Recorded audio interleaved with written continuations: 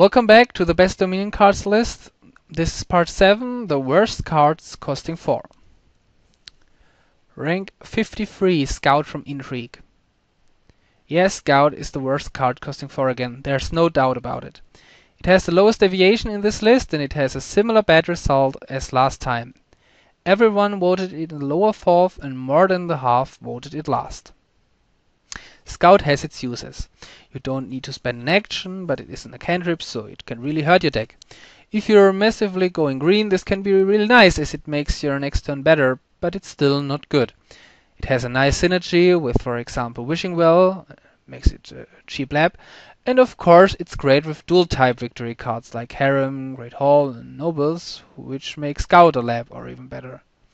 There might be even more edge cases when Scout shines, but what makes Scout really bad is that even when it's good, you often do better skipping Scout because you waste a turn marginally improving your deck.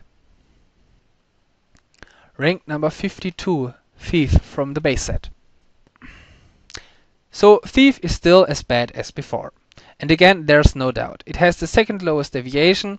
It was voted 8 times last and only 3 players voted it above 10%. An attack on such a low position may seem strange, but Thief has the big problem helping your opponent in the early game. It's a free treasure for your opponent, and even later it's so risky hitting the coppers of your opponent.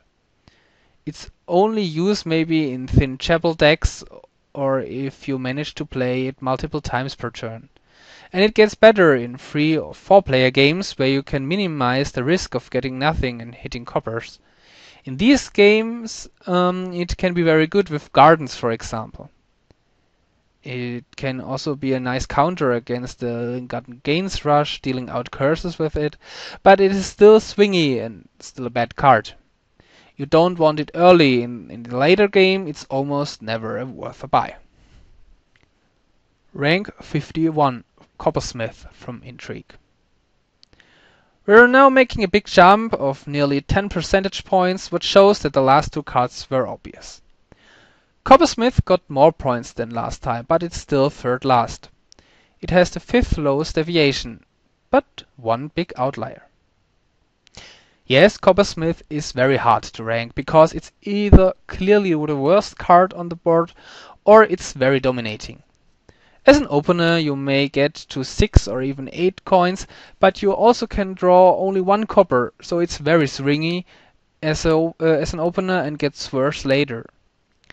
On the other hand, King's Court plus Coppersmith can become brutal, and it can has some nice synergy with, for example, Apothecary, Counting House, and Tactician. The cases where it shines may occur more rarely than with any other card, but then it's a must-buy. Rank 50, Spy from the base set. Spy is 1 rank worse than last year. It has 2 last ranks and 1 outlier with an above average vote. It lost also consensus.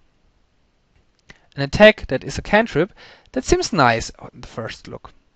But Spy is an attack with a pretty bad attack and little benefit. It's very swingy as you can discard your victory card, or even your tunnel, and discard the only witch of your opponent. But you can hit a victory card of your opponent too that you put back.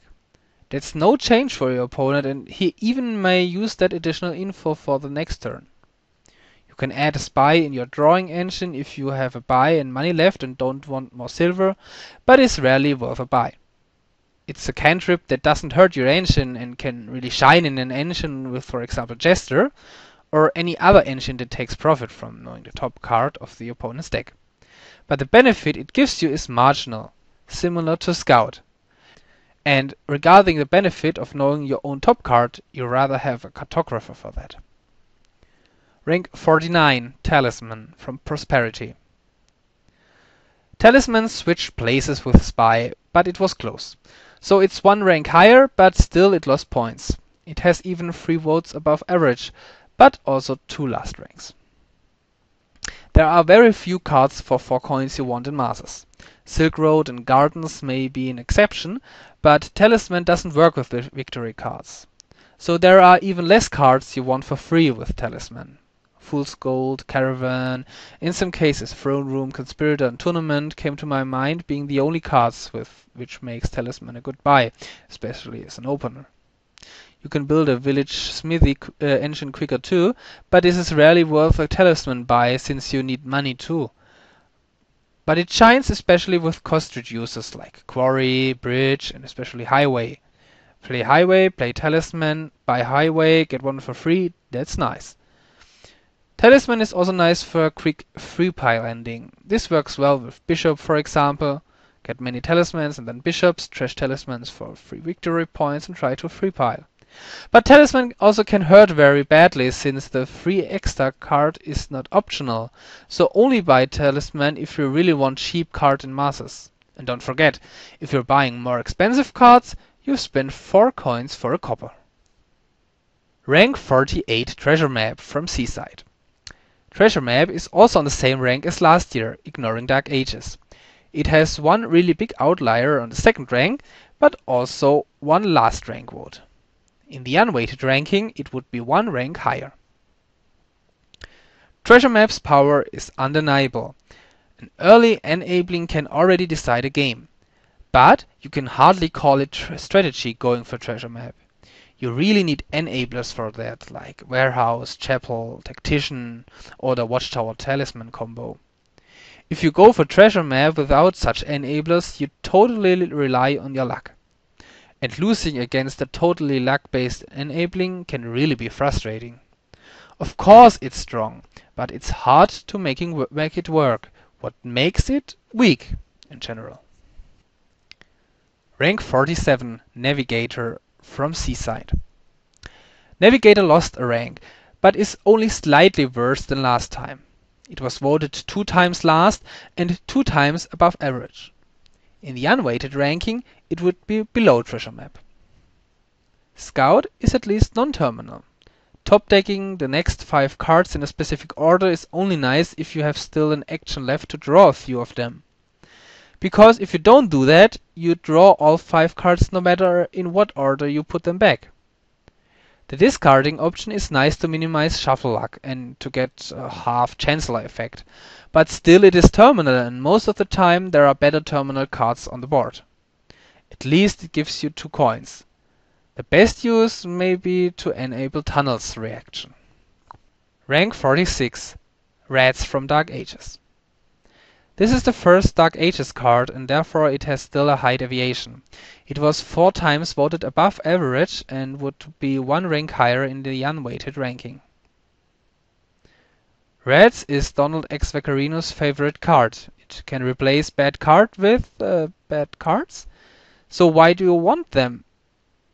If there are trash for benefit cards, Rats can trash the Copper, Estates and Curses, while the trash for benefit cards trash the Rats. But you really have to evaluate if it isn't still better ignoring the Rats and go straight forward for the trash for benefit card. But this is still the trap card for beginners. Just please don't play Rats if you don't want to trash anything. Rats is also good with cards that benefit from having many action cards, like Scrying Pool, Vineyard and Death Card. Rank 45 Bureaucrat from the base set. Bureaucrat is 2 ranks worse than last time, but lost not that much points. It's the first card that wasn't voted last. In the unweighted ranking, it's below Rats. The attack of Bureaucrat is weak. Your opponent loses 1 card that he doesn't need anyway for him getting another 4-card hand in the next turn. And he might even be able to counter that easily by playing Farming Village, for example. The attack gets better in multiplayer games, especially if there are dual-type victory cards like Nobles or Harem on the board. The benefit on the other side still isn't good either. Top-decked silvers are nice, especially in the beginning, and you can get to 8 with 4 silvers too, but it's not that easy. So it seems Bureaucrat is nice where you don't want to get to 8, and silver is a good card, like Duke, Silk Road, Feodum, and especially Gardens games. But then Bureaucrat is a good counter too. You can play your Bureaucrat less frequently if your deck is already flooded with silvers. Bureaucrat big money is not that bad. On the other side, it doesn't seem to have synergies with other cards. Rank 44, Pirate Ship from Seaside. Pirate Ship is 2 ranks higher than last year and has a pretty high deviation, with some really high votes in the upper 4th. There's the next attack that trashes treasures. Again, hitting coppers even helps your opponent, and when there are cards with the virtual coin, you can defend pretty well. The high ranks may result from players mainly playing 3 or 4-player games, where pirate ships can be devastating, because if 3 players go for it in a 4-player game, you really are forced to get those too. In 2-player games, it's too slow most of the time, and with pirate ship you really want to buy as many as you can get, so you can play them multiple times, and with throne room or king's court and plus buy, this card is really great. So thanks again for watching. These were the first 10 cards of this really big list. I'm planning to update this more frequently, so you don't have to wait that long, as this list is rather big. So I appreciate still all comments, feedback, and yeah, until next time. Bye.